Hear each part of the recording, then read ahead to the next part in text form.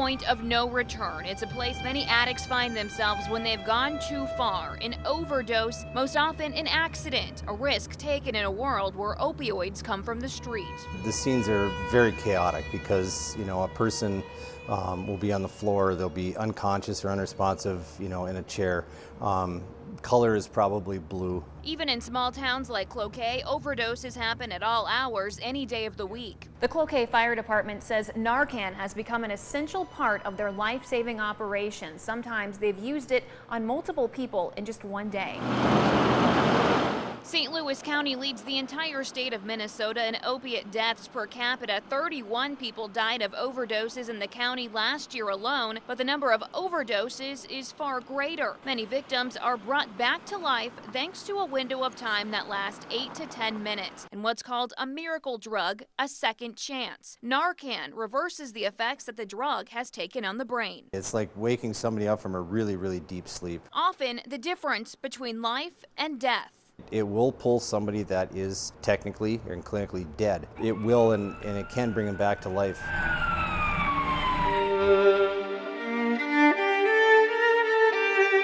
When he was younger, people would always tell me what a nice, respectful boy he was. When 26-year-old Brandon Elmore grew up in Hermantown, drugs like heroin were only a thing of the past. He liked to lay out in the snowbank and play with the cars, so I kind of figured he must be a northern boy if he would lay out in a snowbank and play with little match cars for hours. With big dreams, lots of friends. He lit up a room with a smile. A passion for sports and plans for the future. He really wanted to have a family. He loved kids. Michelle Lewandowski never thought her only son was months away from becoming someone she didn't recognize. Things started to disappear. His behavior was changing. I said, I believe you're on drugs and I would like to know what you're taking. And he came right out and told me it was heroin. A word that changed everything. And I asked to see his arms to see if it had gotten to the point where he was shooting up. And he said, he started to cry and said that he didn't want to show me his arms because he didn't want me to hate him. And so I said, I will never hate you.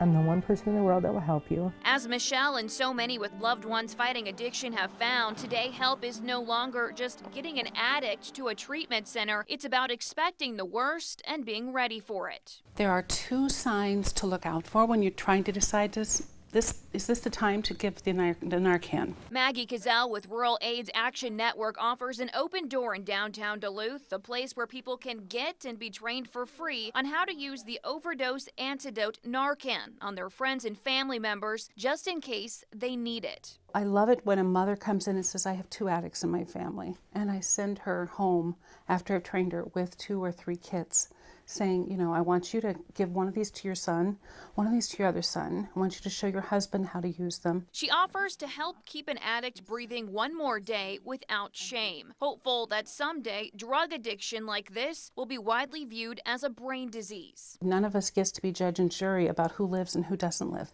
I recently heard someone say, well, if you know that somebody used Narcan 10 times, you know what that means about how they feel about their life. And I thought, no, it means their disease is that big, and we don't get to judge. Demand for Narcan here is very high. They've given out 1,200 kits in Duluth. We have up to 1,686, and then we need new kits. And hopefully they're coming. And as the shelves empty, the office is filling up with stories of survival, nearly 100 lives saved to date. When you realize people are coming in and telling you really quickly that somebody was saved, you think, oh my God, this is having a huge, again, it's a ripple effect. Duluth police have taken note, training their officers and stocking up on Narcan themselves. Our number one mandate is to preserve life and save life. And that's what this is. They've saved 11 people since May. It's a huge, huge thing for somebody that's addicted to get a chance. But life after a miracle, however, is complicated. They're law enforcement officers, and even though the laws may be broken by a person overdosing, they won't and cannot prosecute the people they use Narcan on. In 2014, Steve's Law passed in Minnesota, legally protecting anyone involved with helping someone during an overdose. It was good in that it is saving lives and it's encouraging people to call and save these people instead of just dumping on the curb next to the hospital and taking off.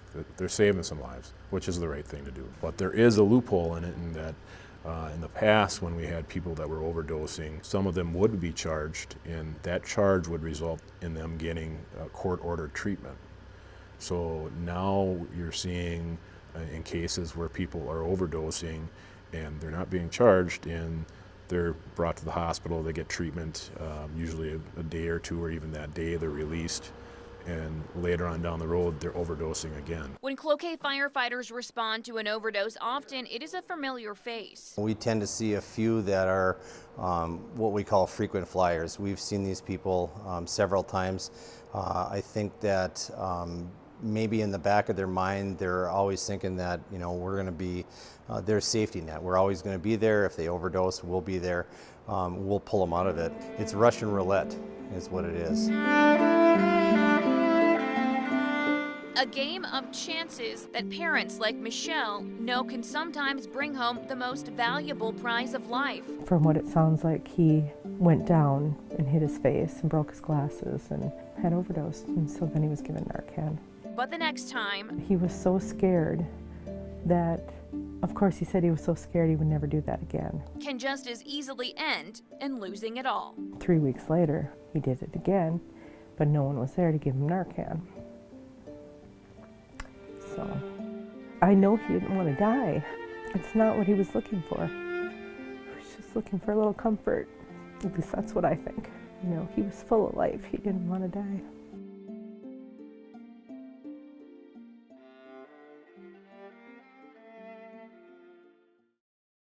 This was a great day.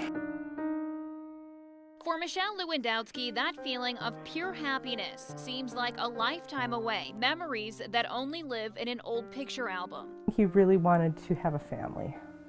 He loved kids. Back to a time when she thought her only son Brandon had beat his addiction to heroin. He wanted everyone to think he's licked this, he's good. You know, but you never do. You're once an addict, you're always an addict. A battle without an end in sight. You cut them off until they hit bottom, until they're really ready to get help. Many feel the overdose antidote Narcan, a drug that's literally bringing people back from death, is a wake-up call, a time to get help, but that next step is complicated. Narcan's definitely a Band-Aid. Yep, it's not a cure.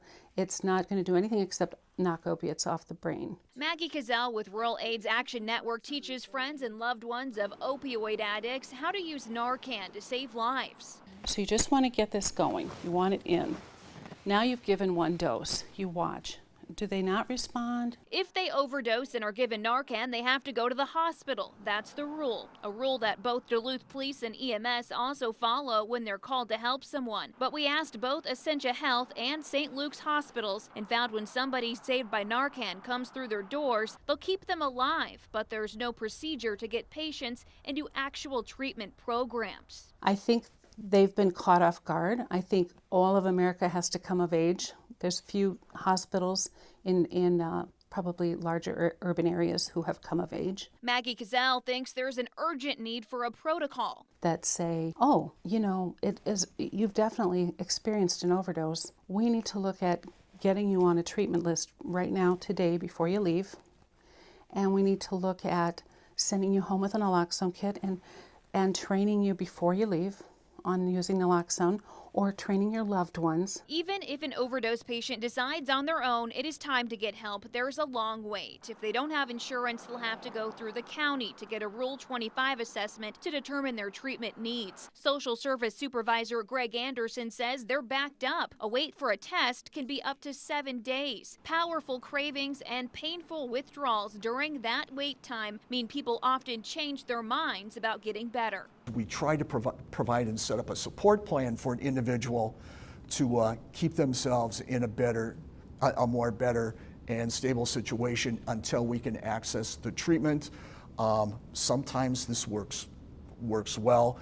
Other times, you know, individuals end up falling back into old habits, and we end up starting all over again. If they make it through the assessment, the wait for treatment is even longer. The 19 treatment centers in St. Louis County are dealing with a surge in heroin addiction admissions, up 45% from 2014 to 2015. Looking for an open bed in a residential treatment center is especially challenging. When they say, I need help, and you're going to thank God They need help.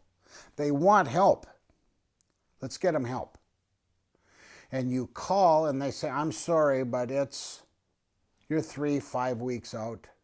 But call every day. In fact, call 5, 6, 7 times a day. Vern Wagner is the community's voice in St. Louis County's newly formed OARS, or Opiate Action Response Group. He leads a group of family and friends of addicts and says he knows all too well that weight is killing people and believes the local hospitals need to do more. The obstacle, I believe, is the hospitals willing to participate in this. But what we can do is say, look, we can provide you with a safe place to be in our hospital, in a hospital setting. We can provide you with a room, a bed. We can provide you with food. We can provide you with medically assisted treatment so you won't go through these terrible withdrawals. But what we can do is do this until we can get you into a treatment program. Instead, addicts are often trying to stay clean on their own for weeks, presenting a major challenge to fight their cravings. But their body's not used to it because they're not taking it every day. There was this lapse of 3, 4, 5 days, 6 days. Now they shoot up, then they overdose, and they're dead. And that is not an uncommon story. That is an extremely familiar story here in Duluth, in the county. All you have to do is look at the newspaper and you'll see young people's names, or somebody who shouldn't have died is dead. When Michelle's son Brandon was ready to change, to beat the drug, it was an emotional roller coaster. There's so many times that they'll say, okay, today's the day, but then it doesn't happen. Or, yes, I want to get clean, today's the day, but it doesn't happen. So once he was finally there and in front of me and he was willing to go there and he walked in, and then I thought, oh, okay, this is the start of it. This will get him cleaned up. But then it's a full-time job of just trying to figure out, okay, where can we get a bed? Are they going to keep him long enough? Eventually, Brandon got into a residential facility, completed the program, and was released. He stayed sober for quite some time, like on this happy day Michelle married her husband.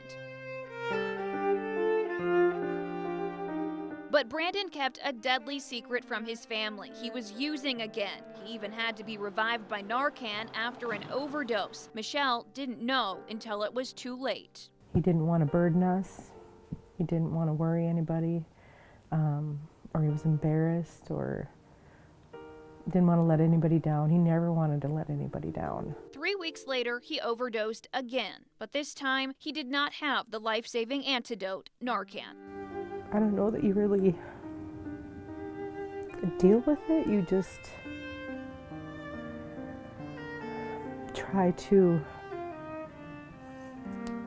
move on and hope they're at peace and not hurting, and just hang on to all the good memories and how much I love them.